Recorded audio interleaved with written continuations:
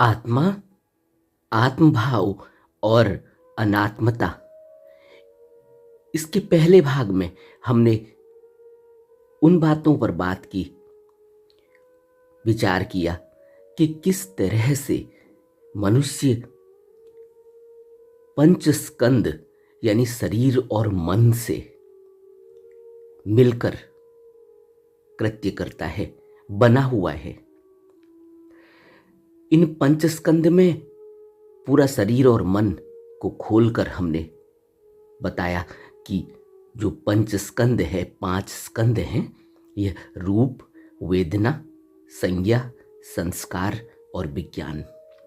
इन 5 स्कंदों में सभी मैं और मेरी का भाव प्रकट होता है और यही मैं और मेरी के भाव को हम आत्मा समझते हैं, जिसको बुद्ध ने नकार दिया। बुद्ध ने आत्म भाव, इस शरीर और मन के इस भाव को नकार दिया कि कोई इस प्रकार की आत्मा है जहां मैं और मेरी का भाव बचा हुआ है। चूंकि बुद्ध ने मैं, मेरी या आत्मभाव के अस्तित्व को नकार दिया, इसलिए बौद्ध धर्म की सभी शाखाओं ने अनत्ता, अनात्मा के सिद्धांत को स्वीकार किया। पाली शब्द में एक अनत्ता है। अनत्ता को संस्कृत भाषा में अगर हम पर्याय करेंगे तो उसका अर्थ होता है अनात्मन, अनात्मन। हिंदी में उसको अनात्मा कहते हैं, जिसका अर्थ है आत्मा नहीं है। और शब्दों की इस दुविधा के कारण यह मतभेद आंशिक रूप से उत्पन्न हुआ कि बुद्ध के बाद के जो अनुयायी थे, आत्मभाव को नकारने का अर्थ आत्मन या आत्मा के अस्तित्व को भी नकारना था या नहीं, इस पर विवाद शुरू हुआ। लेकिन बौद्ध धर्म में मैं और मेरा यानी आत्मभाव या अहम भाव के विचार को पूरी तरह से नकारा जाता है।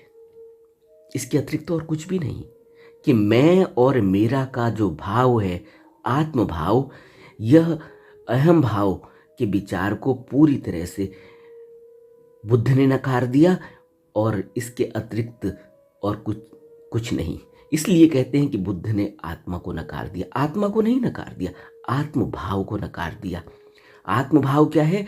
जो इन पंच स्कंधों से मिलकर जो यह शरीर और मन हमें दिखाई देता है, इसमें जो मैं और मेरे का जो भाव है, यह अनित्य घटक है।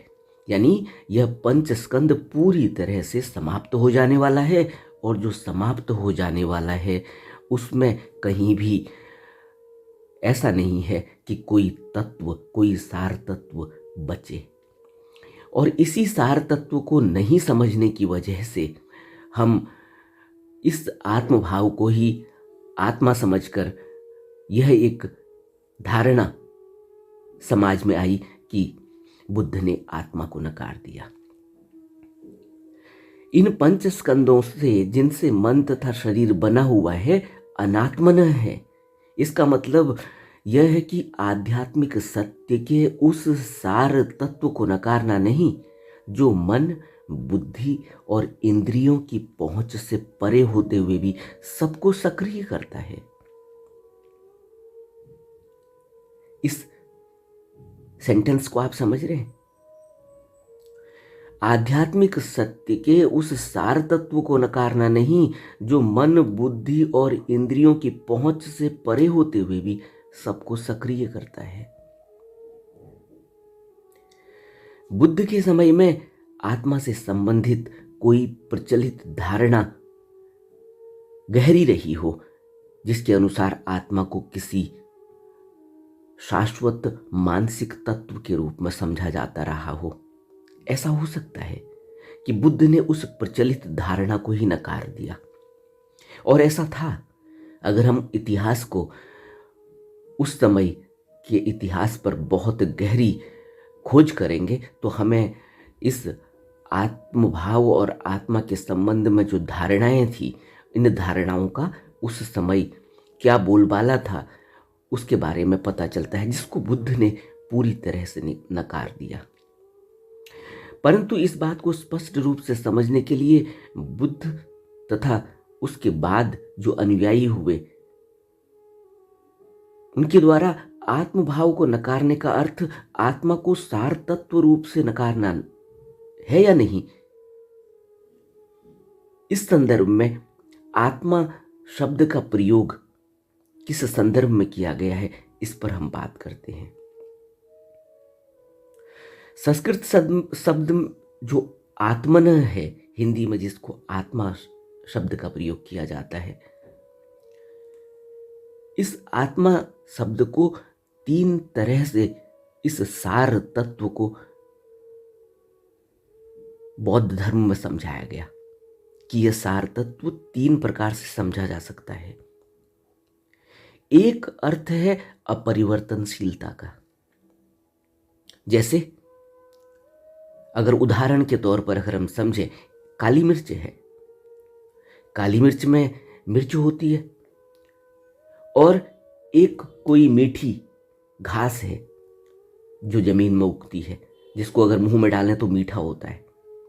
अब काली मिर्च का जो गुण धर्म है वह है मिर्च। चाहे आप काली मिर्च को मुंह में डालेंगे तो कहीं भी जो है उसमें से मिर्च आपके मुंह में लगेगी, लेकिन अगर मीठी घास जो जमीन में उगी है, अगर उसको आप तोड़ें और मुंह में डालें तो आपको मीठा स्वाद आएगा। अब दोनों का सार तत्व अलग अलग है। काली मिर्च मीठी नहीं है और इसी प्रकार मीठी घास में कोई मिर्च नहीं है। एक तो यह सार तत्व जिसको बौद्ध धर्म में समझाया गया, और दूसरा अर्थ है विशिष्टता। विशिष्टता का क्या अर्थ है कि जड़ और चेतन पदार्थों की अलग अलग प्रकृतियों को व्यक्त करना। जड़ और चेतन पदार्थों की अलग अलग प्रकृतियों को, विशिष्ट प्रकृतियों को व्यक्त करना कि कौन सा जड़ है, कौन सा चेतन है। अगर पत्थर को देखें तो जड़ है, लेकिन अगर पेड़ को देखें तो पेड़ हमें जड़ दिखाई देता है, लेकिन पेड़ ऊपर को भी बढ़ रहा है, चेतन भी दिखाई देता है। तो प्रकृति को व्यक्त करने के लिए भी सार तत्व शब्द का इस्तेमाल किया गया। और तीसरा अर्थ जो वास्तविक सार तत्व है, यह है कि समस्त गोचर जगत का मूल स्रोत एक है और यही अद्वैत है और यही आधारभूत सार तत्व है कि समस्त जगत में एक ऊर्जा, एक ब्रह्म ऊर्जा कह लें या उसको धर्मकाय कह लें, उसको सत्यकाय कह लें, उसको शाश्वत सत्य कह लें, एक ऐसी ऊर्जा, एक ऐसा सार तत्व जो मूल स्रोत है और यही अद्वैत है और यही आधारभूत सार तत्व है। इसी को हमने, जब हम बात करते हैं आत्मा की, तो पंच स्कंद आ जाता है। 5 उपादान स्कंद जो हैं, इसको बुद्ध ने हमें बताया कि यह अनित्य और दुखदायी है। बुद्ध जब प्रश्न पूछते हैं कि जो अनित्य है, दुखदायी है और परिवर्तनशील है, क्या उसे इस दृष्टि से देखना उचित है कि यह मेरा है और यह मैं हूं, यह मेरा अस्तित्व है? उत्तर मिलता है कि नहीं। परंतु इस उत्तर से हमें क्या पता चलता है कि बुद्ध के अनुसार मानसिक शारीरिक स्कंदों में से किसी एक स्कंद को या समूह को, एक स्कंद यानी शरीर को अगर ले लें या वेदना को ले लें या 5 को ले लें जो पंच स्कंद हैं, इसमें मैं, मेरा अपना या आत्मभाव, अगर हम इसे इस रूप में देखेंगे तो क्या यह अनुचित है, क्या यह उचित है? आत्मभाव के रूप में देखना अनुचित है। यहां किसी ऐसे आध्यात्मिक तत्व, शक्ति अथवा आधारभूत कारण के होने या न होने की तो बात ही नहीं की गई।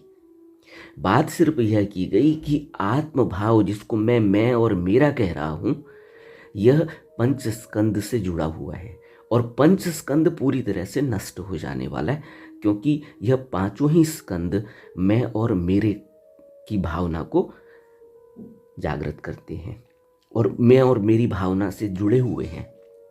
और पांचों ही स्कंद नष्ट हो जाने वाले हैं, क्योंकि यह शरीर और मन मिलकर बना हुआ है। शुद्ध शुद्ध आध्यात्मिक शक्ति अथवा तत्व, जिसे सार तत्व माना गया, जो न तो परिवर्तनशील है और न ही दुख का अनुभव करता, जिसको बुद्ध ने बुद्ध वचन में पहले ही कह दिया कि वह न तो किसी सुख के दायरे में है, न किसी दुख के दायरे में है, और न कोई जन्म और बुढ़ापे और मृत्यु के दायरे में है। उसे कोई दुख और सुख का अनुभव नहीं। जब पाली शब्द में अत्ता या आत्मभाव को व्यक्तित्व के सामान्य रूप से दिखाई देने वाले इन पांच स्कंधों के रूप में हमने जाना, तो बुद्ध कहते हैं कि वे सभी श्रमण और ब्राह्मण, यानी बुद्ध जब श्रमण और ब्राह्मण कहते हैं तो ज्ञानी कहते हैं। ज्ञानी का अर्थ है वह ज्ञानी जिसने उस सार तत्व जो इस से ऊपर निकल गया, जिसको बुद्ध ने तथागत की परिभाषा दी कि तथागत कौन होता है। तथागत वह जो इन सब से ऊपर उठ चुका है। तथागत वह जो यह सब जानता है और इन सब से ऊपर उठ गया है, उसको वो कहते हैं कि वह तथागत है। बुद्ध कहते हैं कि सभी श्रमण और ब्राह्मण ज्ञानी जिनको आत्मभाव के विषय में भिन्न भिन्न धारणाएं हैं, इसे या तो वह 5 उपादान स्कंदों के समूह के रूप में देखते हैं इकट्ठे, और या फिर उनमें से किसी एक के रूप में अलग से देखते हैं। इसलिए आत्मभाव जिसे बुद्ध नकारते हैं वह व्यक्तित्व के ये 5 घटक हैं, जबकि आत्मा के सत्य होने के विषय में जिसे आधारभूत अद्वैत सार तत्व के रूप में जाना जाता है, सकारात्मक या नकारात्मक कुछ भी नहीं कहा गया। बुद्ध यह नहीं कहते कि इसकी वास्तविकता है ही नहीं, केवल यही कहते हैं कि उसे न तो समझा गया है और न उसका कोई विवेचन किया गया है। अत्ता शब्द कुछ अस्पष्ट सा है। इस पारिभाषिक शब्द को अहंकार, मैं और आत्मभाव के रूप में समझा जा सकता है, क्योंकि पारमार्थिक चैतन्य या आत्मा के रूप में इसे अत्ता कहा गया। किसी जिज्ञासु के साथ लंबे चौड़े विवाद में पड़ने के बजाय बुद्ध ने जब आत्मा के गूढ़ अस्तित्व के स्वरूप के विषय में किसी ने पूछा तो बुद्ध मौन हो गए। और किसने पूछा था? परिवारजक वत्सगोत ने बुद्ध के से विशेष रूप से यह पूछा कि आत्मभाव है या नहीं। बुद्ध ने कोई उत्तर नहीं दिया। वत्सगोत के जाने के बाद जब आनंद ने बुद्ध से उनके मौन रहने का कारण पूछा तो उन्होंने कहा कि चाहे वे हाँ में जवाब दें या ना में, उन्हें किसी भी उत्तर से वत्सगोत की पूर्व निश्चित धारणाओं की वजह से उसके मन में और अधिक भ्रांति उत्पन्न हो जाती। इसलिए कोई भी उत्तर उसकी आध्यात्मिक खोज के लिए अहितकर सिद्ध होगा। इसलिए बुद्ध कहते हैं कि चुप रह जाना बेहतर है। जब पूर्व निश्चित धारणाएं इतनी गहरी हों कि मन में और अधिक भ्रांति उत्पन्न हो जाए और इससे उसकी आध्यात्मिक खोज में बाधा पड़ जाए, तो बेहतर है कि उस संबंध में बात ही न की जाए। यही बात आत्मा और आत्मभाव के अंतर, आत्मा और आत्मभाव यानी अत्ता में अंतर क्या है?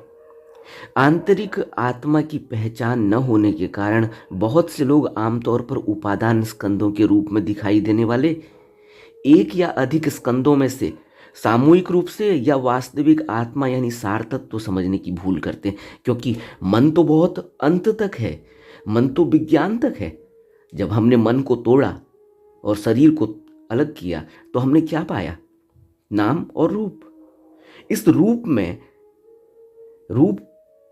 नाम और रूप जिसको हम कहते हैं, ये 5 स्कंद हैं। इसमें अगर हम शरीर को छोड़ दें, रूप को छोड़ दें और वेदनाओं को छोड़ दें जो महसूस होती हैं, तो बाकी की 3 चीज़ों में यानी संज्ञा, संस्कार और विज्ञान, इसमें विज्ञान सबसे अंत तक जाता है, जो कहीं महसूस तक नहीं होता। उसकी उसकी अंत अवस्था इतनी ज़्यादा है। उस अंत अवस्था को ही आत्मा समझ लेने की भूल, यानी पंच स्कंद को आत्मा समझ लेने की भूल, जो कि नश्वर है, जो मिट जाने वाला है, वह एक बहुत बड़ी प्रचलित धारणा, उसको सार तत्व समझने की भूल हुई। इसी को बुद्ध ने नकारा। और आत्मभाव की इस धारणा को नकारना ही जो हम अनात्म का सिद्धांत कहते हैं। बुद्ध ने इस बात पर बहुत अधिक बल दिया, क्योंकि आत्मा को अस्थायी और नश्वर पदार्थों के समान समझने से अहंकार, अभिमान, मैं और मेरी के भाव उत्पन्न होते हैं, और ये सब दुख का कारण बन जाएंगे। इसी संबंध में बहुत बोधिसत्व महामति और बुद्ध के बीच में वार्तालाप हुई, ऐसा कहा जाता है। बोधिसत्व महामति और बुद्ध के बीच जो वार्तालाप हुआ है, उसमें बोधिसत्व महामति बुद्ध से पूछते हैं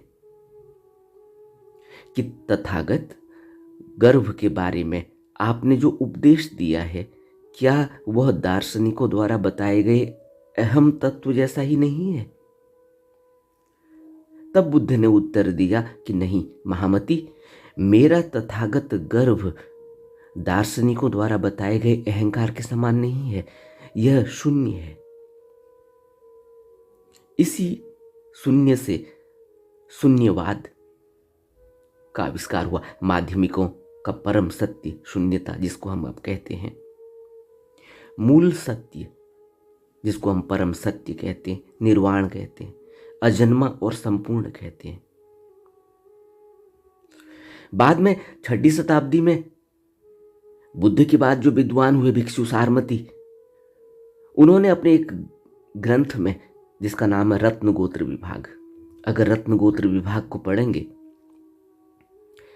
तिब्बत की एक बौद्ध परंपरा में एक पुस्तक है उत्तर तंत्र शास्त्र। इस उत्तर तंत्र शास्त्र, जिसको इंग्लिश में कहते हैं अल्टीमेट डॉक्ट्रिन, अल्टीमेट डॉक्ट्रिन में बुद्ध के धातु यानी आधारभूत तत्व के विचार को, जो सभी प्राणियों में विद्यमान है, मुख्य विषय के रूप में लिया गया। इस अल्टीमेट डॉक्ट्रिन, जिस बुक का नाम है, इसमें इस सिद्धांत को प्रकट किया गया कि बुद्धत्व का जो सार तत्व है, यानी तथागत गर्भ, उस परम सत्ता का आधारभूत तत्व यानी धातु, जो सभी चेतन प्राणियों में निवास करता है, इस तत्व को, जिसे पहले एक सक्रिय शक्ति के रूप में बताया गया, उसे शाश्वत, स्थिर और अपरिवर्तनशील कहा गया, जो जीवित प्राणी में शुद्ध सार तत्व के रूप में विद्यमान है और सभी सद्गुणों का स्रोत है। इसके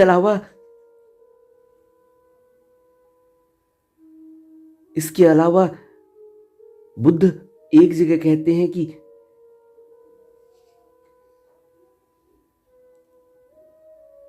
दो प्रश्न, जो कि जीव रूप में आत्मा, पाली धर्म साहित्य में अगर हम उसको गहरा अध्ययन करेंगे तो उसमें एक शब्द हमें मिलेगा, जीव, जिसे आत्मन का पर्याय माना गया। यह वह पारिभाषिक शब्द है जो आत्मा और शरीर के एक होने अथवा न होने के संबंधित जाने पहचाने 10 अनुत्तरित प्रश्नों में से एक, जिसके संबंध में बुद्ध ने कोई बात नहीं की, क्योंकि इन प्रश्नों का उत्तर देना धर्म के लिए अथवा पवित्र परमार्थी जीवन के लिए मोह रहित होने, वैराग्य की अवस्था प्राप्त करने और मुक्त होने, शांति प्राप्त करने, सत्य का साक्षात्कार करने और सर्वोच्च ज्ञान प्राप्त करने यानी निर्वाण प्राप्त करने के लिए हितकारी नहीं है, यह बुद्ध कहते हैं। इसलिए बुद्ध उन 10 अनुत्तरित प्रश्नों में चुप रह गए। उन्होंने उस संबंध में कोई बात नहीं की। उसमें यह प्रश्न है, 2 प्रश्न आत्मा और शरीर के संबंध में। क्या आत्मा यानी जीव शरीर से अभिन्न है, और क्या आत्मा यानी जीव शरीर से भिन्न है? आत्मा के होने या न होने के विषय में कोई प्रश्न नहीं उठाया गया है। प्रश्न यह उठाया गया है कि क्या जीव शरीर से अभिन्न है या क्या जीव शरीर से भिन्न है। इस अभिन्नता अथवा भिन्नता का प्रश्न तभी उठता है जब यह पूर्व धारणा हो कि शरीर तथा आत्मा एक ही समय में अस्तित्व में होते हैं, या शरीर अथवा आत्मा एक ही समय में अस्तित्व में नहीं होते हैं। यदि इन दोनों घटकों में से एक ही वास्तव में अस्तित्व रहित होता तो दोनों के बीच में किसी प्रकार के संबंध का प्रश्न ही नहीं उठता। जीव शरीर से भिन्न है या जीव शरीर से अभिन्न है, इस संबंध में कोई भी बात बुद्ध ने नहीं की। यह एक अनुत्तर प्रश्न है जिसको उन 10 अनुत्तर प्रश्नों में रखा गया। लेकिन निर्वाण विज्ञान, जिस विज्ञान को हम मन के संबंध में पंचस्कंद में अंत में विज्ञान कहते हैं, इस विज्ञान को यानी रूप, वेदना, संज्ञा, संस्कार और विज्ञान, यह शरीर और मन हमारा है। इसमें जो विज्ञान है, इस विज्ञान को एक जगह और विज्ञान की बात की गई। उस विज्ञान को और इस विज्ञान को दोनों में अंतर देखा गया। अगर इस निरंतर बदलते हुए रूप को अगर हम देखें तो वह तो विज्ञान जिसको हम पंचस्कंद में कहते हैं कि यह अनात्म है। क्योंकि यह सब कुछ ही नष्ट हो जाने वाला है। शरीर और मन का यह पूरा का पूरा पंचस्कंद पूरी तरह से नष्ट हो जाने वाला है, नश्वर है। इसलिए यह आत्मभाव है, मैं और मेरा जैसा कहने जैसा नहीं है, इसलिए यह अनात्म है। लेकिन बुद्ध अदृश्य और अनंत चेतना यानी अनंत चेतना जब कहते हैं तो एक विज्ञान शब्द को एक अटल वास्तविकता के रूप में वर्णन करते हैं। बुद्ध ने यहां शब्द का इस्तेमाल किया विज्ञान, जो विनाशशील तत्वों से बने नाम और रूप के जगत से भिन्न है। यह कौन सा विज्ञान है? बियाणम अनिदस्सनम अनंतम सब तोपभम एत आपो च पृथ्वी तेजो वायो न गाधति एथ दीघम च रस्सम च अणुम थूलम शुभाशुभम एथ नामम च रूपम च अशेषम अपरुज्झति। एक बार और इसको समझते हैं। बियाणम अनिदस्सनम अनंतम सब तोपभम एथ आपो च पृथ्वी तेजो वायो न गाधति एथ दीघम च रस्सम च अणुम थूलम शुभाशुभम एथ नामम च रूपम च अशेषम अपरुज्झति। यह जो चेतना, ये विज्ञान जो अदृश्य है, अनंत और सर्वत्र प्रकाशमान है, जहां पानी, पृथ्वी, अग्नि और हवा की पहुंच नहीं है। बियाणम अनिदस्सनम अनंतम सब तो भवम एथ आपो च पृथ्वी तेजो वायु न गाधती। जहां पृथ्वी, सूर्य और हवा नहीं जा सकती, वहां भी जो चेतना, जो विज्ञान है, जो अदृश्य है, अनंत है और सर्वत्र प्रकाशमान है, इसको बुद्ध ने यहां स्पष्ट किया। जहां पानी, पृथ्वी, अग्नि और हवा की पहुंच नहीं, जहां लंबा और छोटा, अणु और स्थूल, शुभ और अशुभ का भाव नाम और रूप सहित नष्ट हो जाता है, कुछ भी अवशेष नहीं रह जाता। चेतना के न रहने से यह सब नष्ट हो जाता है। एथ दीघम च रसम च अणुम थूलम शुभाशुभम एथ नामम च रूपम च अशेषम अपरुज्झति। यहाँ नाम और रूप सब नष्ट हो जाता है, उसके बाद भी यह चेतना, विज्ञान जो अदृश्य है, अनंत है और सर्वत्र है, प्रकाशमान रहती है, जहां पानी, पृथ्वी, अग्नि और हवा की पहुंच नहीं। सोचो, यहाँ जो पहली पंक्ति में जो विज्ञानम अनिदस्सनम का और अंतिम पंक्ति में जिस विज्ञान का प्रयोग हुआ है, यह एक ही अर्थ नहीं है। पहली पंक्ति में तो विज्ञान को अदृश्य, अनंत और सर्वत्र प्रकाशमान कहकर वर्णन किया गया, और फिर दूसरी पंक्ति में जिस विज्ञान का वर्णन किया गया वो विज्ञान नाम और रूप से संबंधित है, यानी पंचस्कंद से संबंधित है। वहां उस विज्ञान का अस्तित्व ही नहीं रह जाता, पंचस्कंद वाले विज्ञान का। तो दूसरा विज्ञान स्पष्ट रूप से सांसारिक चेतना के लिए प्रयुक्त हुआ है, यानी पंचस्कंद के लिए। लेकिन जो पहला विज्ञान है, वो पहला विज्ञान जिसको बुद्ध कह रहे बियाणम अनिदस्सनम अनंतम सब्बतोपभम एथ आपो च पृथ्वी तेजो वायु न गाधती। यहाँ हमें यह बात स्पष्ट होती है कि सांसारिक चेतना दीप शिखा के समान जहाँ बुझ जाती है और अभेद अवस्था में आ जाती है, जिस प्रकार अग्नि तभी तक दिखाई देती है जब तक उसमें ईंधन प्राप्त होता रहता है। देखा ना हमने, हम आग जलाते हैं, उसमें ईंधन डालते रहते हैं, उसको पेट्रोल या डीजल डालते रहो तो वह आग जलती रहती है। पेट्रोल और डीजल डालना बंद कर दो, ईंधन समाप्त हो गया, अग्नि बुझ गई, दिखाई नहीं देती। इस प्रकार सांसारिक चेतना तभी तक कार्यशील रहती है जब तक इसे अन्य चार घटक आधार देते रहते हैं। अब सांसारिक चेतना देखिए, यहाँ विज्ञान शब्द का जब इस्तेमाल किया गया, इसको सांसारिक चेतना यानी पंचस्कंद के संबंध में जो चेतना हमारे अंदर काम कर रही है, जिसको हम आत्मा समझ रहे हैं, बुद्ध कहते हैं ये आत्मभाव, यह मैं के भाव से बंधी हुई है।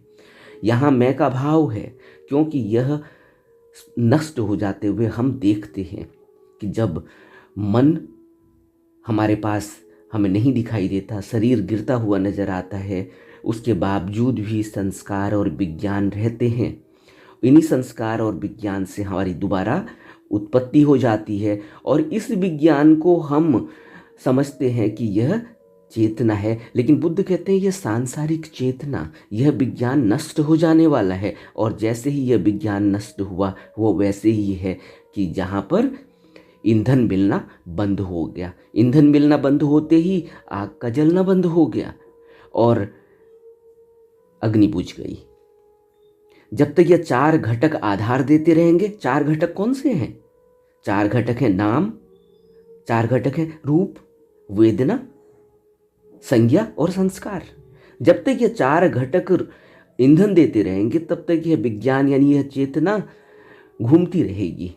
लेकिन बुद्ध कहते हैं कि यह चेतना, सांसारिक चेतना यानी यह जो रूप ले रही है संस्कार के साथ, जो हमें चेतना से हम नया रूप लेते हैं, नया शरीर मिलता है, यह सांसारिक चेतना भी सक्रिय नहीं रहती। उस विज्ञान में सब कुछ ही समा जाता है, वह शून्य है। और इसी विज्ञान की बात यहाँ पर बुद्ध ने की है। विज्ञानम अनिदस्सनम अनंतम सब्बतोपभम एथ आपो च पृथ्वी तेजो वायु न गाधती। निर्वाण की अवस्था में क्या होता है इसको बुद्ध ने बताने की कोशिश की। कहाँ?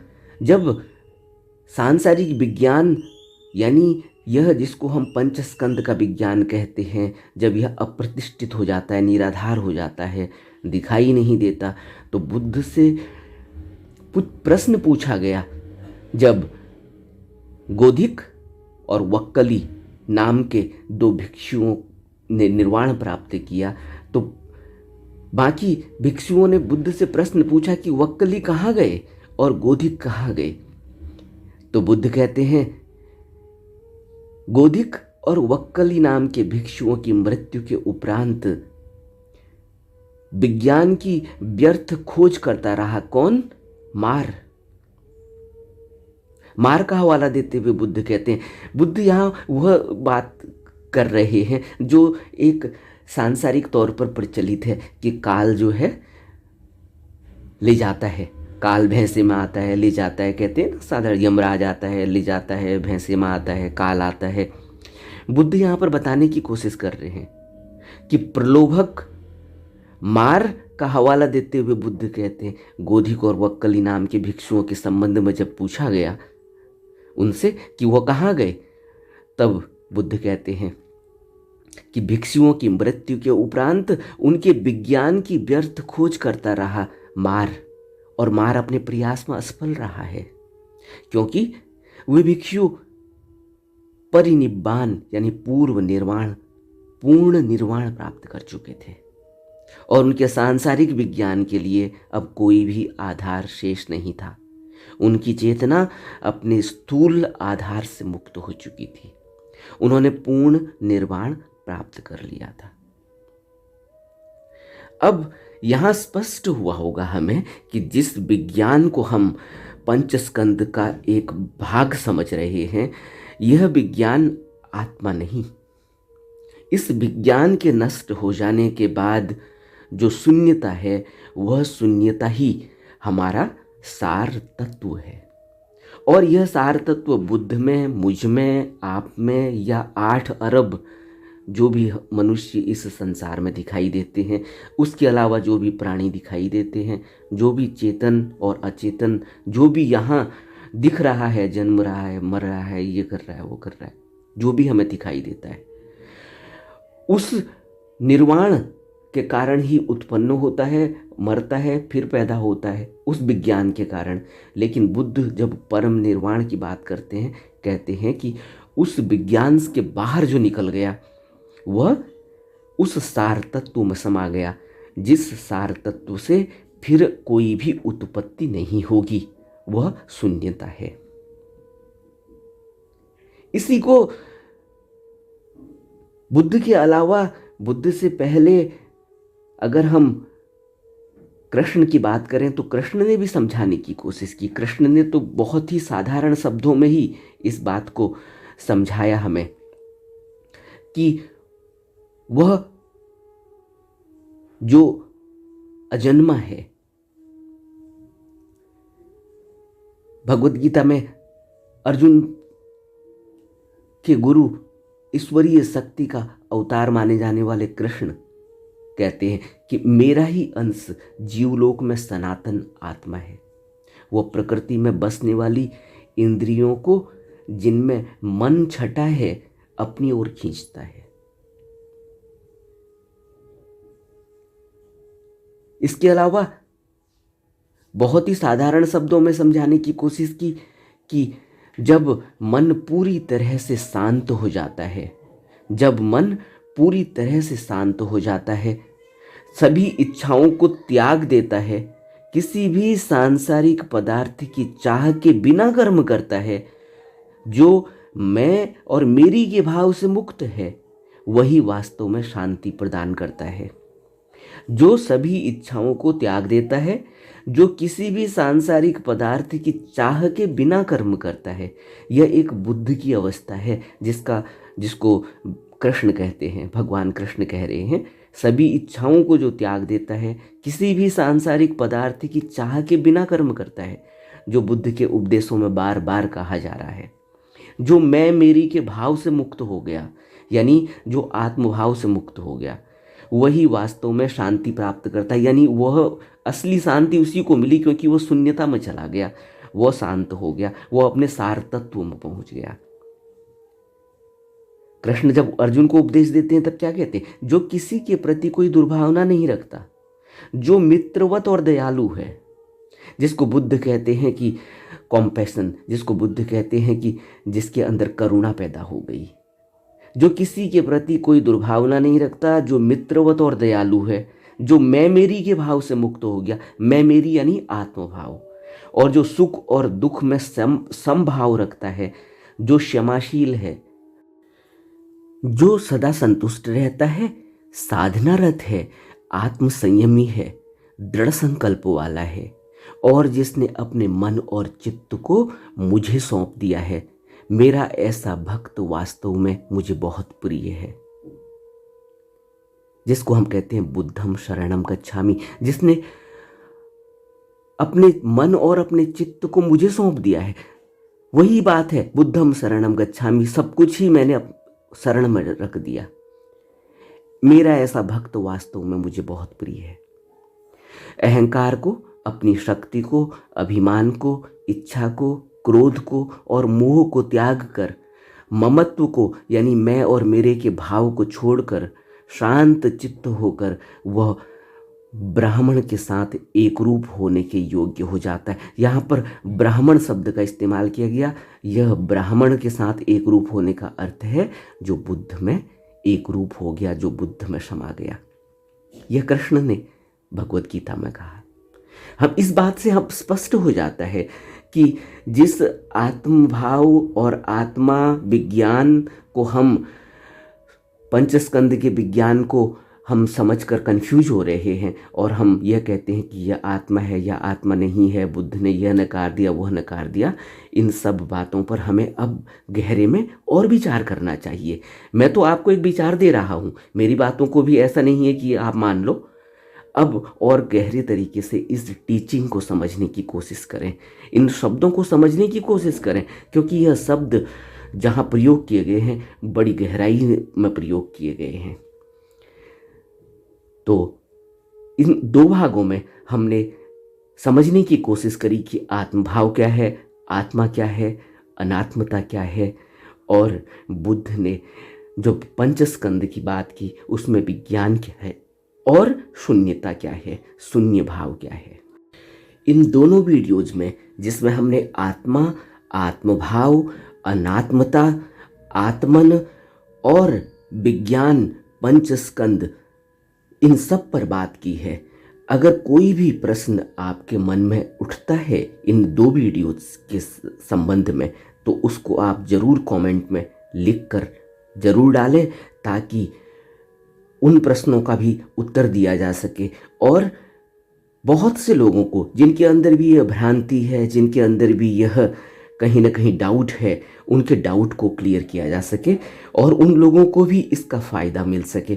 इसलिए मैं आपसे अनुरोध करूंगा कि ज़रूर अपने कमेंट, कोई भी आपके पास डाउट हो, अब उस डाउट को आप ज़रूर इसमें लिख कर मेरे को दें, ताकि मैं उस पर फिर और बात कर सकूं। नमो बुद्धाय।